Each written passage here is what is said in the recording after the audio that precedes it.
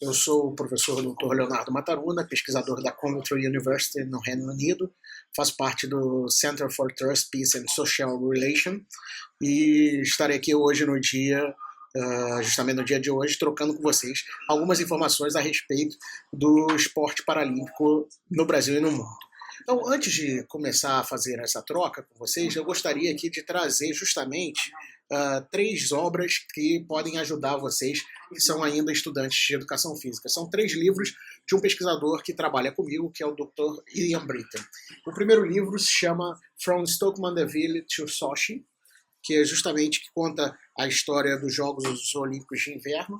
O segundo é os Jogos de Verão, que se chama From Stoke Mandeville to Stratford. Todos esses livros estão disponíveis online, né? Claro, para venda aqui no Reino Unido. Isso é uma das coisas que eu aprendi, nada de graça. E talvez o mais fácil de todos, que se chama The Paralympic Games Explained, os três livros do Dr. Ian Britton, que podem ser consultados e aumentar aí a gama de conhecimento a respeito do assunto para todos vocês. Esses livros também em breve estarão sendo disponibilizados em português, já que a gente está trabalhando para ser lançado no próximo ano, durante os Jogos Paralímpicos. Nos últimos 8 anos eu tenho atuado no Sport TV como comentarista dos Jogos e vou trazer hoje aqui três aspectos, três curiosidades rápidas a respeito dos Jogos Paralímpicos. Os jogos que surgiram em Stoke Mandeville após a Segunda Guerra Mundial, justamente para soldados e combatentes vitimados por lesão medular ou por algum tipo de deficiência, e que após a chegada do Dr. Guttmann aqui no Reino Unido, ele que de origem judaico-alemã, foi convidado justamente para desenvolver um programa de esporte numa cidade onde tinha apenas um hospital. E esse hospital ganhou uma nova característica, uma característica clubística, até então desconhecida pelos hospitais locais na época. Imagine que um hospital que tinha, por exemplo, uma quadra, né? Então, hoje isso é bem encontrado em alguns países, né? Em Cuba a gente tem pistas de atletismo e programas esportivos justamente destinados não só à reabilitação, mas a um contínuo acompanhamento dos pacientes, enquanto que no Brasil ainda é uma falha junto ao Sistema Único de Saúde e outros órgãos. Mas o papo de hoje não é sobre isso, especificamente é sobre curiosidades dos Jogos Paralímpicos. E aí a gente vai dar um pulo da década de 40, justamente para a década de 80, uma década que foi marcada com o final, justamente no final da década, em 1989, com a criação do Comitê Paralímpico Internacional. As deficiências passaram a ser agrupadas num único evento. Até então, os Jogos Paralímpicos, por exemplo, os Jogos de 84, tiveram competições que aconteceram na Inglaterra e competições que aconteceram nos Estados Unidos. Justamente na Inglaterra aconteceram as competições para pessoas com deficiência física, enquanto que para deficiência sensorial as provas aconteceram nos Estados Unidos.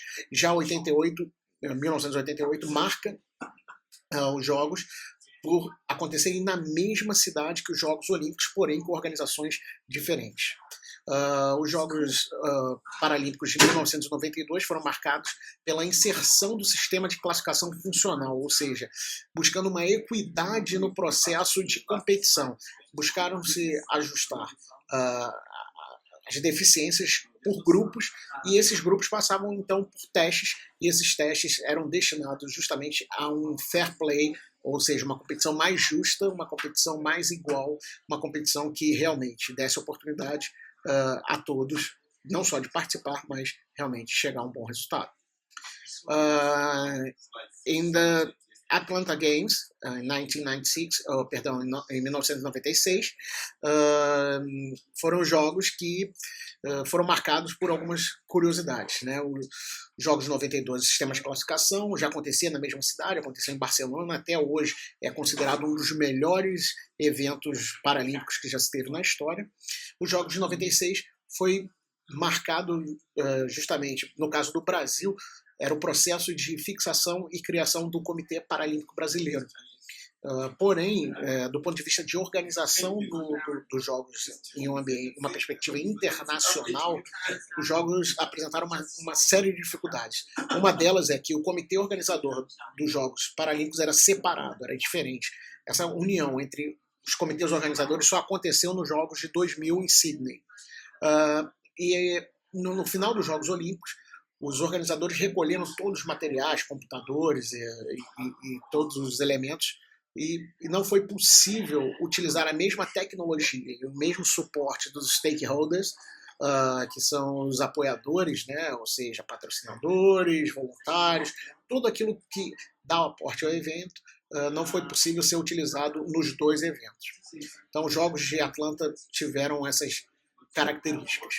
Dando um pulo rapidamente para 2016, e aí são basicamente 20 anos depois, muitas coisas aconteceram nesse gap entre os jogos, como, por exemplo, a profissionalização do esporte paralímpico. O esporte paralímpico antes era algo totalmente amador, onde trabalhavam com pessoas voluntárias, e hoje ele acaba fazendo uma espécie de benchmarking, ou seja, copiando as boas práticas do esporte olímpico.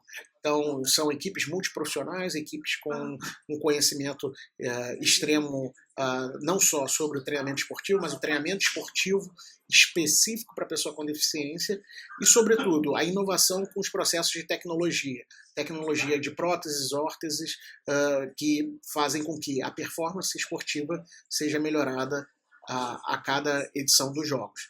Para 2016, sabe-se que existe uma grande busca por talentos, novos talentos. E aí surgem algumas questões, né?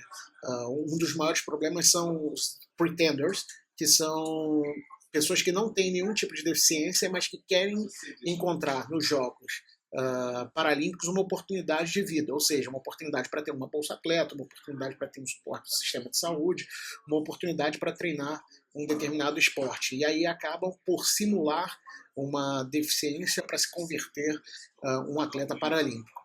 Imagine você que, se por exemplo, isso fosse uma coisa usual no Brasil, teríamos diversos problemas éticos. Mas é algo que chama atenção, visto que alguns países têm sido observados bem de próximo aí pelo próprio Comitê Paralímpico Internacional, como a China, a Índia e o próprio Brasil. Vale lembrar também do escândalo dos Jogos Olímpicos de Sydney, em 2000, quando havia uma equipe de deficiência intelectual competindo no basquete. E o vencedor dessa etapa foram os espanhóis. Só que dentro desse grupo de espanhóis havia um jornalista que estava se passando justamente, fingindo, sendo um pretender, mostrando que o sistema de classificação funcional era falho. Após ganhar a medalha de ouro, esse jornalista publicou a história que não só ele, mas como outros integrantes também não tinham nenhum tipo de deficiência. Resultado do problema é que a modalidade foi punida e a deficiência intelectual acabou ficando fora dos Jogos Paralímpicos por 2 edições. E agora, nos Jogos de Londres, acabou retornando, mas não com o basquete, né, retornando em outras modalidades. Enfim, essas são algumas curiosidades que a gente procurou trocar nesses 10 minutos praticamente de conversa. Espero que vocês tenham gostado. Estou aberto aí a um feedback de vocês. Se vocês puderem me adicionar na minha fanpage no Facebook, é facebook.com/Léo Mataruna, ou então procurar lá Leonardo Mataruna, é uma foto que eu estou com os aros olímpicos em cima. A minha fanpage, pode me adicionar, que seria legal ter vocês me acompanhando. Ou então no Twitter, @Mataruna, onde eu procuro dividir algumas informações com vocês, assim como também no Instagram, Leonardo Mataruna. Ou seja, você tem que estar integrado nas redes sociais, no caso social media, em todo momento, para poder ter essa troca com as pessoas que gostam de esporte e, sobretudo, esporte paralímpico. Um grande